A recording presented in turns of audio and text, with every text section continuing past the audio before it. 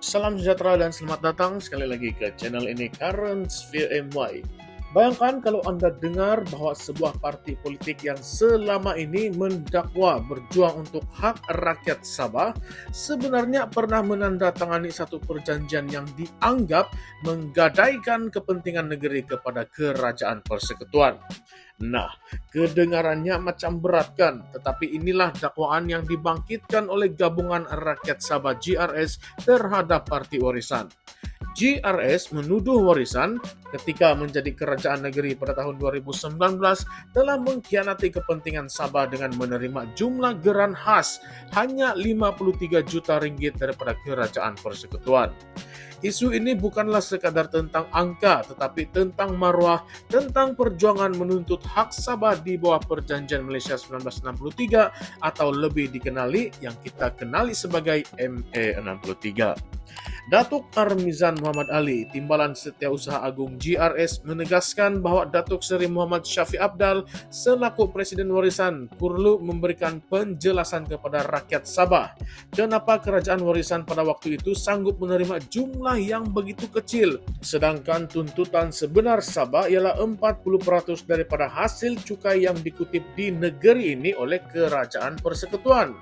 Persoalan ini menjadi semakin menarik apabila kita tahu bahwa sejak tahun 1973, Sabah hanya menerima 26,7 juta ringgit sebagai geran khas tahunan.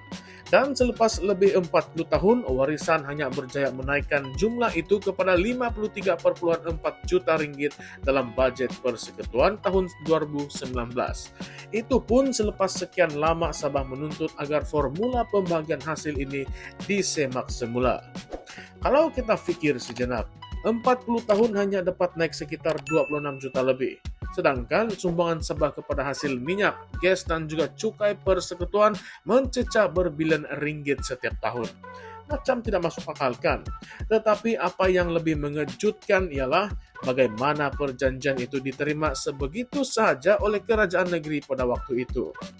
Armizan menyatakan bahwa selepas GRS mengambil alih kerajaan negeri pada tahun 2020, Ketua Menteri Datuk Seri Haji Jinor terus menulis surat kepada Kementerian Keuangan Persekutuan pada 7 Disember 2020 untuk membatalkan persetujuan yang dibuat semasa era Warisan. Dalam bahasa mudah, GRS mahu tarik balik perjanjian yang dianggap berat sebelah itu. Dan hasil rundingan semula di bawah pentadbiran GRS membuahkan hasil. Jumlah geran khas Sabah meningkat kepada 125,6 juta ringgit pada tahun 2022. Tetapi itu bukanlah titik akhirnya. Di bawah pentadbiran Kerajaan Perpaduan pimpinan Datuk Seri Anwar Ibrahim, jumlah itu naik lagi kepada 300 juta pada 2023 dan 306 juta pada tahun 2024 dan dijangka 600 juta ringgit bermula tahun 2025 sebagai satu langkah sementara. Sementara Sabah masih menuntut hak penuh 40% hasil yang sepatutnya dikembalikan. Jadi disinilah persoalannya. Mengapa pada tahun 2019 kerajaan Warisan menerima hanya 53 juta ringgit, sedangkan sekarang jumlahnya boleh meningkat berlipat kali ganda selepas rundingan semula? Adakah Warisan terlalu tergesa-gesa mahu menunjukkan hasil yang kononnya mereka berjaya menuntut hak Sabah, ataupun adakah mereka tidak cukup tegas dalam rundingan dengan kerajaan persekutuan ketika itu? Syafiq Apdal sebelum ini pernah berkata bahwa Warisan menerima jumlah itu sebagai langkah sementara, tetapi ramai pemerhati politik menyoal, kalau benar ia langkah sementara, kenapa tidak ada jaminan ataupun klausa yang jelas dalam perjanjian untuk menyemak semula kadar itu kemudian? Sebenarnya isu geran khas ini bukan sekadar soal duit, tetapi simbol kepada perjuangan autonomi Sabah. Dalam konteks MA63, Sabah dan Sarawak dijanjikan hak ke atas hasil bumi, pendidikan, dan juga cukai tertentu. Tetapi selama lebih 5 dekad, isu ini sering ditolak ke tepi ataupun ditangguhkan atas alasan rundingan, kajian, ataupun penstrukturan keuangan. Hakikatnya, rakyat Sabah sudah lama menunggu hasil sebenar daripada janji ME63.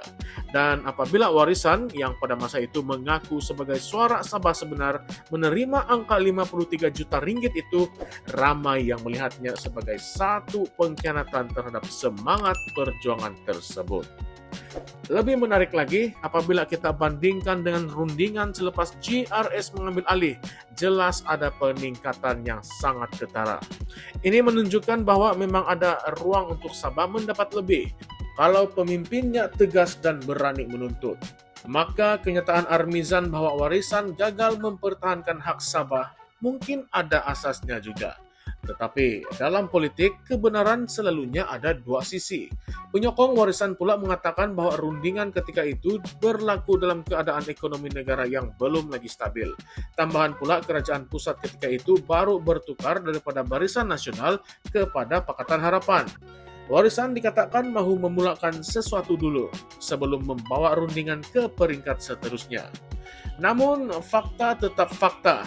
Perjanjian itu diterima dan dimuktamadkan pada angka 53 juta ringgit, dan itu yang menjadi titik kritikal dalam perdebatan hari ini.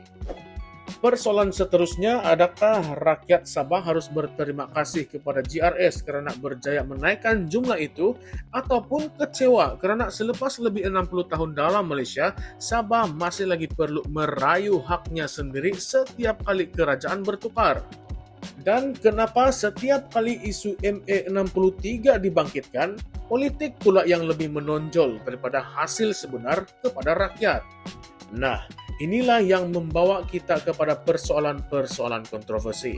Adakah perjuangan menuntut hak Sabah di bawah ME63 ini benar-benar tentang keadilan untuk rakyat, ataupun sekadar alat politik untuk menaikkan imej dan pengaruh parti masing-masing? Bila warisan berkuasa, mereka kata mereka memperjuangkan hak Sabah. Bila GRS ambil alih, mereka pula kata warisan gagal.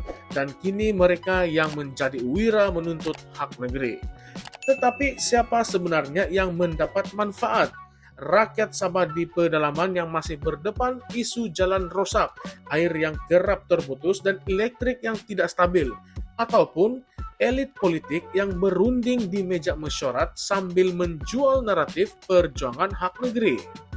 Kalau kita imbas laporan-laporan sebelum ini, Perdana Menteri Anwar Ibrahim sendiri mengakui bahwa pelaksanaan penuh Formula 40% hasil Sabah masih dalam kajian kerana melibatkan struktur keuangan yang kompleks. Tetapi bukankah alasan itu sama seperti yang kita dengar sejak zaman Tun Mahathir, zaman Pakla, zaman Najib dan Muhyiddin? Setiap kali janji diberi, tetapi hasilnya Sabah tetap menunggu. Ini menimbulkan satu persoalan yang lebih dalam. Sampai bila Sabah perlu berharap kepada kerajaan pusat untuk menentukan apa yang layak diterimanya? Bukankah ME63 sepatutnya menjamin autonomi dan bukan pergantungan? Dan kalau benar perjuangan hak Sabah ini ikhlas, kenapa rundingan selalu dibuat secara tertutup tanpa ketulusan penuh kepada rakyat? Rakyat berhak tahu berapa jumlah sebenar yang sepatutnya Sabah terima dan apa formula yang digunakan. Adakah ia berdasarkan hasil cukai petroleum, pendapatan daripada kastam, ataupun faktor-faktor yang lain? Tetapi sehingga kini angka itu masih lagi kabur. Dan yang kita dengar hanyalah kenyataan politik yang bersilih ganti. Inilah dilema sebenar. Setiap kali angka baru diumumkan, rakyat bersorak. Tetapi hakikatnya mereka masih tidak tahu bagaimana angka itu dikira. 600 juta ringgit nampak besar, tetapi kalau dibandingkan dengan hasil sebenar Sabah yang menyumbang berbilion kepada kerajaan persekutuan, jumlah itu masih lagi terlalu kecil. Jadi siapa yang sebenarnya menang dalam rundingan ini? Akhirnya, penonton semua perlu tanya diri sendiri. Apakah isu ME63 dan geran khas ini akan terus dijadikan senjata politik setiap kali pilihan raya hampir tiba? Adakah kita akan terus dengar slogan hak Sabah mesti dikembalikan, tetapi akhirnya yang berubah hanyalah kerajaan dan bukan nasib rakyat? Jadi persoalan besar yang saya ingin tinggalkan kepada kita semua sebelum saya akhiri video kali ini, Bila tiba masanya, adakah kita masih sanggup mempercayai mana-mana pihak yang mendakwa memperjuangkan hak Sabah? Sedangkan sejarah menunjukkan bahwa setiap kali mereka berkuasa, kepentingan negeri sering menjadi bahan tawar-menawar politik. Atau mungkinkah sudah tiba masa untuk rakyat Sabah sendiri bangkit dan menuntut ketulusan penuh? Bukan sekadar angka dalam budget, tetapi keadilan sebenar di tanah air sendiri. Baiklah kawan-kawan, saya ingin dengar pendapat Anda, jadi jangan lupa untuk tulis pendapat Anda di ruangan komen di bawah. Karena suara kita sebagai rakyat sangatlah penting.